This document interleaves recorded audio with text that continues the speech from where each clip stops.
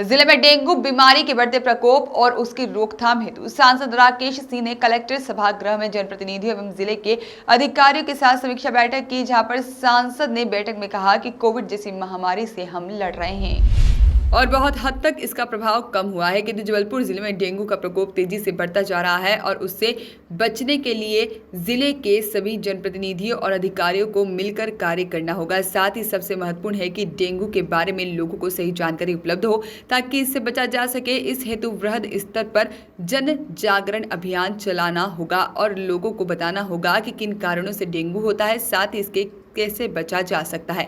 सांसद ने बताया है कि अधिकारियों से चर्चा के उपरांत यह सामने आया है कि डेंगू के विषय में लोगों को पूर्ण जानकारी नहीं होती है और जब मरीज के प्लेट्स कम होते हैं तो उसकी वजह हर बार डेंगू नहीं होती, बल्कि वायरल की वजह से भी प्लेट्स कम होते हैं और जैसे ही प्लेट्स कम होते हैं लोग घबरा जाते हैं। साथ ही प्लेट्स की जो सीमा है वह क्लिनिकली 40,000 है, जिसके बाद चिकित्सक मरीज को प्लेट्स लगाने हेतु बताते हैं और यह संख्या जब 20,000 हो जाती है तो उसके बाद ही प्लेट्स लगाया जाना आवश्यक होता है। ऐसे में कई बार देखने में आता है कि जिनके प्लेट्स 40,000 से अधिक भी होते हैं तो मरीज और उसके परिजन प्लेट्स लगाने का आग्रह करते हैं। इसलिए इसकी जागरूकता जरूरी है, कब प्लेट्स की आवश्यकता है और कब नहीं है। श्री सिंह ने बताया है कि डेंगू के परीक्षण हेतु बैठक में तय किया गया है कि प्राइवेट पैथोलॉजी लैब वालों की बैठक बुलाई जाए और उनको बताया जाए कि डेंगू के लिए एलाइजा टेस्ट किए जाए, क्योंकि एलाइजा टेस्ट ही डेंगू के सही लक्षण मिलते हैं। और श्री सिंह ने बैठक में स्वास्थ्य विभाग के अधिकारियों से कहा है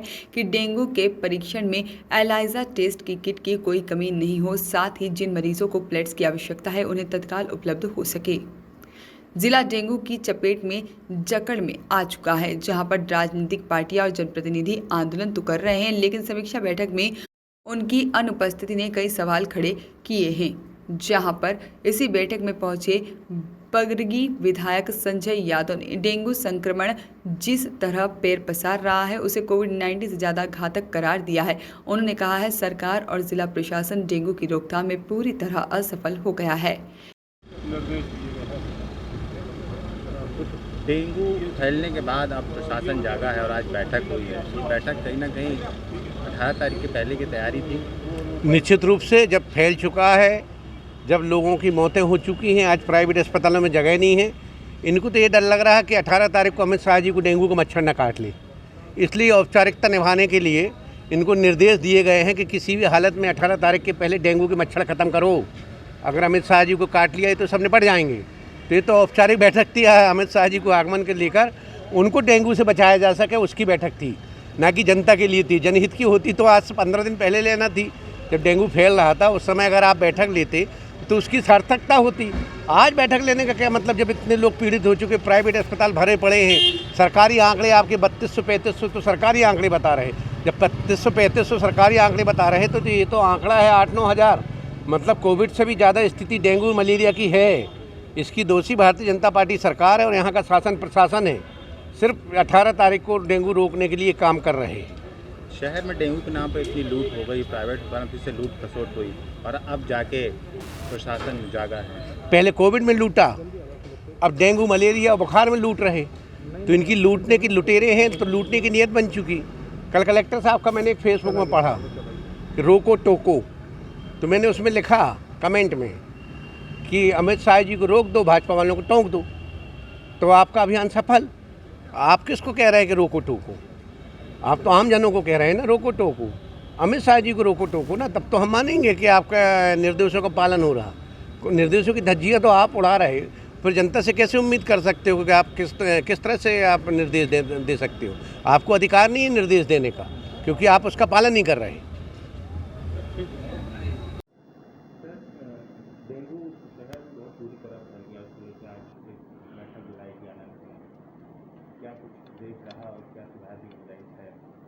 देखिए, डेंगू के लिए लगातार प्रयास किए जा रहे हैं। 33 टीम मलेरिया डिपार्टमेंट और लेप्रोसी डिपार्टमेंट की है वो जो वर्क कर रही है।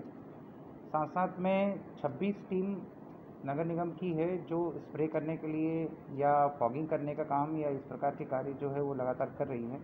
हमने जो हमारे कोरोना का जो कंट्रोल रूम है, अभी तक कोरोना का कार्य कर रहा था district corona and command centre, उसको डेंगू कंट्रोल रूम के रूप में कन्वर्ट भी किया है। वार्डों में जिला स्तरीय अधिकारियों को सुपरविज़न के लिए भी अभी लगाया है। साथ साथ में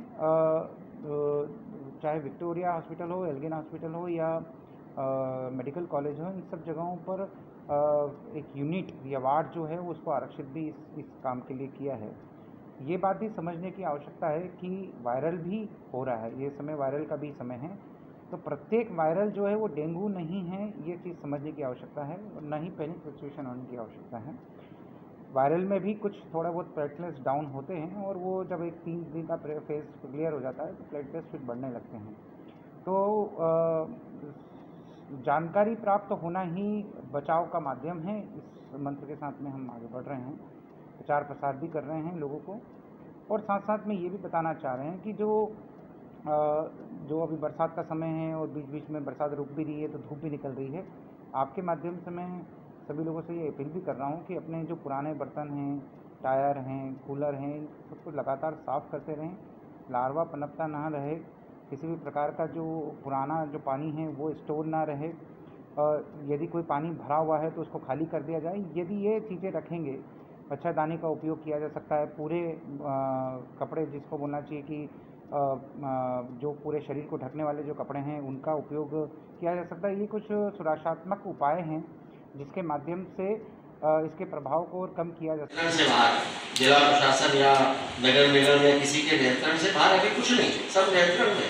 इसको एक बार ठीक तरीके से समायोजित करने की आवश्यकता है, तो उसको करें, बाकी सारे काम भी चलते ही रहेंगे, लेकिन इसको कितना जल्दी हम हो जाएगा। और मुझे लगता है कि हमको अब और इंतजार नहीं करना चाहिए, लोगों को दिखना चाहिए कि नगर निगम कमर कस के मैदान में उतर चुका है।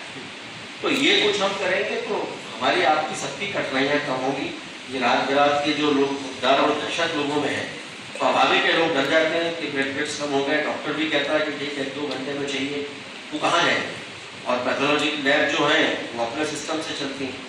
इसका एक मैकेनिज्म सर, जरा ये जो बात है कि जो गंभीर है उसको कैसे राहत मिल सकती है, एक बार निर्देश आपकी तरफ से चले जाए कि जो पेशेंट वास्तव में ऐसी स्थिति में हो गया उसकी सूचना कंट्रोल रूम में या जो भी स्थिति आप बनाना चाहें वो बनवा दें, तो उसको समय पर कम से कम ये प्लेटलेट्स वाला मामला ठीक हो जाए। तो दूसरा, अभी तक अपन ने कुल कितने लोगों का ऐसा मानते हैं कि अलग अलग ब्लड सैंपल हो चुके हैं पूरे जिले में, चाहे वो जिन लोगों ने भी किसी भी कारण से किए होंगे, तो प्राइवेट में भी किए होंगे, सरकारी में भी किए होंगे। प्राइवेट का आंकड़ा आपके पास में नहीं है, सरकारी में कितना हो चुका है?